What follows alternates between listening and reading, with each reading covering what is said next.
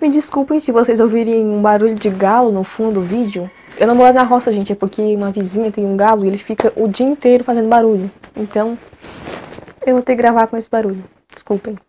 Olá, pessoal. Em um vídeo passado eu pedi que vocês comentassem algumas sugestões de temas e assuntos que vocês queriam que eu falasse em algum vídeo. E uma pessoa pediu para que eu falasse sobre o perdão. Eu achei um tema muito interessante, de bastante importância, e também eu já pensava em falar sobre isso, então hoje eu estou aqui para falar sobre perdão. Todos nós já passamos por alguma situação, algum momento de nossa vida em que envolvesse o perdão. E o perdão, ele sempre está relacionado com alguma mágoa ou alguma ferida que alguém deixou em nós. Então o perdão, ele sempre envolve erros, envolve feridas e envolve o passado. Mas o que significa exatamente o perdão? Na Bíblia, a palavra grega traduzindo perdão significa literalmente abrir mão ou deixar ir embora. É muito interessante observar o perdão do ponto de vista do cristianismo, pois a partir do cristianismo, o perdão é como se fosse abrir mão do pagamento de uma dívida. Perdoa as nossas dívidas, assim como nós perdoamos aos nossos devedores. Nós perdoamos quando deixamos de guardar qualquer ressentimento, quando abrimos mão da compensação ou do pagamento de um prejuízo que nós tivemos. A Bíblia ensina que o perdão nasce de um amor que não procura os seus próprios interesses. É um amor que não contabiliza os erros. E perdoar não significa fechar os olhos aos erros dos outros. Não significa fingir que nada aconteceu ou então deixar que os outros se aproveitem de você. Ou então mesmo perdoar qualquer deslize que as pessoas cometam, mas significa encarar o que precisa ser perdoado com amor. Então o perdão envolve erros, envolve feridas, envolve o passado e envolve também o amor. E é por isso que o perdão é tão importante para a nossa vida espiritual, porque envolve o amor. E quem não perdoa atrofia a sua capacidade de amar. E aí, adentrando mais nesse assunto, é muito importante falar sobre o passado, que é onde muitas pessoas vivem hoje. Como eu disse anteriormente, o perdão envolve o passado, pois mágoas, feridas estão no passado, né? Nós não podemos negar o que já existiu e o que já aconteceu. Nós não podemos apagar ou excluir aquilo que aconteceu na nossa vida, apesar de que muitas vezes gostaríamos de apagar certas lembranças que temos. Mas o fato é que as coisas acontecem e nós não podemos excluir essas coisas da nossa memória. Coisas boas e coisas ruins acontecem e devemos saber lidar com essas coisas. Mas muitas pessoas não sabem lidar com certas coisas que aconteceram na sua vida. Então elas vivem mergulhadas no seu passado, vivendo de uma certa forma lá no passado e vivendo um estado psicologicamente prejudicial. O perdão envolve, de certa forma, o esquecimento do passado. É a libertação de um sentimento e de um ressentimento que nos prendia ao passado, aquilo que já aconteceu. Então, o perdão é uma forma de nos libertar disso, nos libertar das feridas que abriram em acontecimentos passados e permitir que essas feridas se cicatrizem. Quando não perdoamos, permitimos que essa ferida se abra ainda mais e nos fira constantemente. Mas quando perdoamos, permitimos que essa ferida se feche, que ela se cicatrize. E apesar dessa cicatriz não deixar nós esquecermos daquilo que aconteceu, nós podemos, enfim, perdoando, deixar o passado para trás e viver o presente. Muitas vezes nós estamos diante de uma situação em que nós precisamos perdoar uma outra pessoa. Precisamos perdoá-la por aquilo que ela fez, que nos prejudicou, que nos feriu, que nos magoou. E isso é muito difícil. Para algumas pessoas isso é muito difícil mesmo. Mas talvez seja ainda mais difícil quando quem nós precisamos perdoar somos nós mesmos. E ainda mais difícil quando o perdão que envolve perdoar nós mesmos está relacionado com algum valor moral elevado, digamos assim. É como disse C.S. Lewis, ele fala que quando nós transgredimos uma lei moral, nós sempre tentamos arranjar uma boa desculpa para isso. Ou então tentamos justificar que não fomos nós quem fizemos isso, que nós não fizemos isso.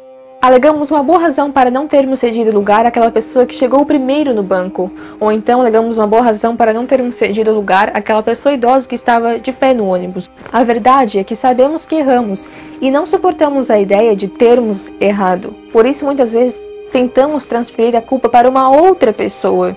E perceba que é só para os maus comportamentos que nós tentamos arranjar tantas explicações e tantas desculpas e tantas razões para termos cometido e feito o que fizemos. Mas isso é só aparência. No fundo, nós sabemos que erramos E não conseguimos suportar esse fato de que nós erramos e por isso não conseguimos nos perdoar. Não adiantará procurar outras pessoas para colocar a culpa. Não vai recompensar o que foi feito ou o que deixou de se fazer. Nós precisamos nos perdoar. E se nós não nos perdoamos, estamos atrofiando a nossa capacidade de amar. E isso é muito mais prejudicial quando envolve nós mesmos. Porque se nós não somos capazes de amar a nós mesmos, então nós não somos capazes de amar mais ninguém. Bom, como disse C.S. Lewis novamente, todos dizem que o perdão é um ideal belíssimo, até terem algo a perdoar. Isso porque perdoar não é algo nem um pouco fácil, e ainda é mais difícil quando envolve nós mesmos, quando envolve perdoar a nós mesmos. Isso porque a pessoa que precisa se perdoar, ela entra em um estado de profunda tristeza por conta do seu sentimento de culpa. O cristianismo vai dizer que, por conta do nosso pecado original, nós tendemos a olhar o mundo afora como se fosse o nosso inimigo. Por isso o homem se fecha e tem dificuldades de perdoar, tem dificuldades de amar. E como o perdão e o amor estão intimamente relacionados, então está explicado, talvez, né?